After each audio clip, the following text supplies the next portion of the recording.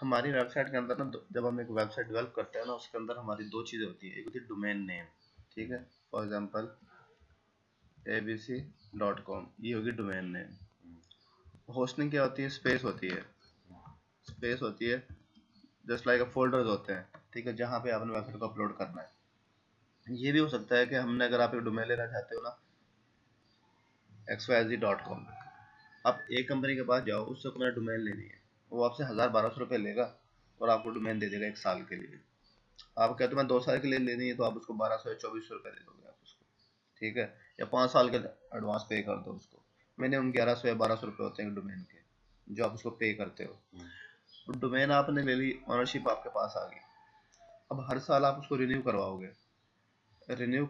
तो आपके रहेगी। रिन्यू नहीं करवाओगे तो आपको 2-3 आपको नोटिफिकेशन आएंगे ईमेल के, उसके बाद वो कोई और ले लेगा। अच्छा, रिन्यू करवानी होती है?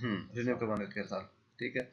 अब मैंने क्या किया है, डोमेन मेरी एक जगह पड़ी हुई है, होस्टिंग एक जगह पड़ी हुई है। अब जो क्लाइंट है उसकी, वो कहता है जी कि मुझे ना होस्टिंग चेंज करनी है अपनी। जब होस्टिंग चेंज करनी है तो उसके लिए सिर्फ डीएनएस होता है, डोमेन नेम सर्वर, वो अपडेट करने होते हैं, ठीक है। किसी भी वेबसाइट का अपने डीएनएस चेक करने हो ना, आप इस वेबसाइट पे जाओगे who.is, यहाँ पे उसका एड्रेस दोगे, ठीक है, और क्लिक करोगे तो ये आपको बता देगा कि यार ये जो वेबसाइट है ना, इसका डीएनएस ये वाले हैं, ये नेम सर्वर ये वाले। ये इंपॉर्टेंट चीज़ें होती हैं दो, डोमेन नेम सर्वर वाले, ठीक है। ये आप चेंज कर दोगे तो ये होस्ट, अब जिस तरह फॉर एग्जांपल अब ये वेबसाइट है फास्ट टूअर डॉट नेट, ये मेरा दोस्त उसकी वेबसाइट है ये, ठीक है। अब वो चाह रहा है मैं इसकी होस्टिंग चेंज कर लूँ, ठीक है।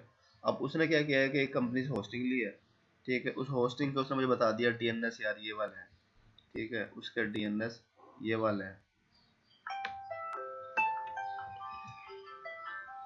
उसके ये वाले हैं, ये डीएनएस में दो वैल्यू होती है, ठीक है, ये एक ये वैल्यू होती है कि ये वैल्यू होती है, दो वैल्यू होती है। ये इनको तो कहते हैं डोमेन नेम सर्वर, जो कि आपकी डोमेन को पॉइंट कर देते हैं फला सर्वर के पास, ठीक हो गया। अब मैंने किया, मैंने लॉगिन किया होस्टिंग के अंदर। अब यहाँ मैंने अपने डोमेन में गया, जिस डोमेन को ट्रांसफर करवाना चाह रहा है वो, मैंने यहाँ पे लिखा फास्ट, ये आ गया।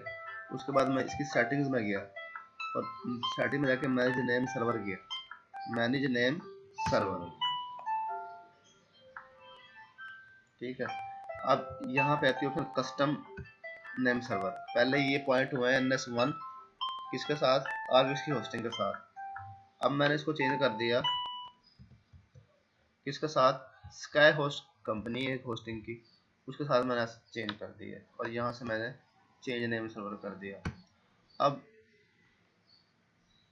आफ्टर 24 आवर्स इसकी माइग्रेशन हो जाएगी उधर स्काई होस्ट पे,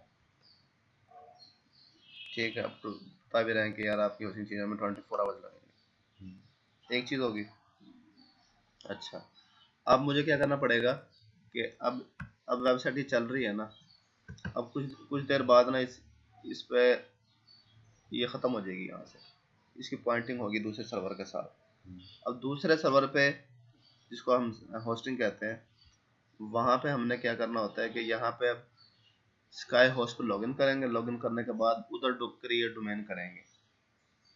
डोमेन क्रिएट करेंगे तो क्या होगा कि जो ये पॉइंट किया हुआ है ना, वहाँ पे जो फाइलें पड़ी होंगी वो होना शुरू हो जाएंगी। अभी करेंगे तो कुछ देर बाद ये डाउन हो जाएगी, कुछ भी नहीं, ब्लैक पे जा रहा होगा।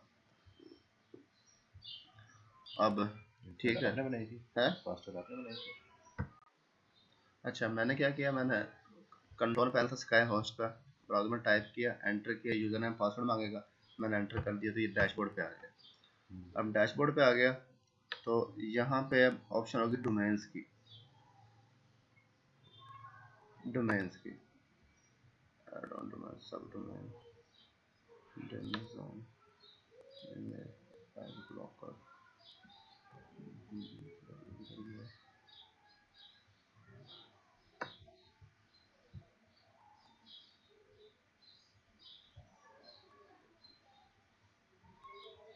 डेटाबेसेस आ गई,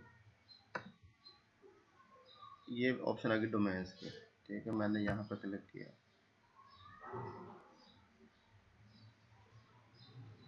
अब डोमेन जो मैंने ट्रांसफ़र करनी है जो की है मैंने वो इसका ये वाला है, तो मैंने यहाँ पे आके ये कर दिया,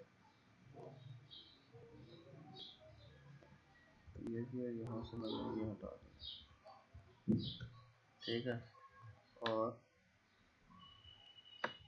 मैंने create an FTP account associated with this, ये क्लिक करूंगा तो एक एफटीपी यूजर भी क्रिएट कर देगा, मुझे जरूरत नहीं क्रिएट करने की, जो पहले क्रिएट किया वो यूज़ कर लूँगा मैं। और यहाँ पे मैंने सबमिट किया,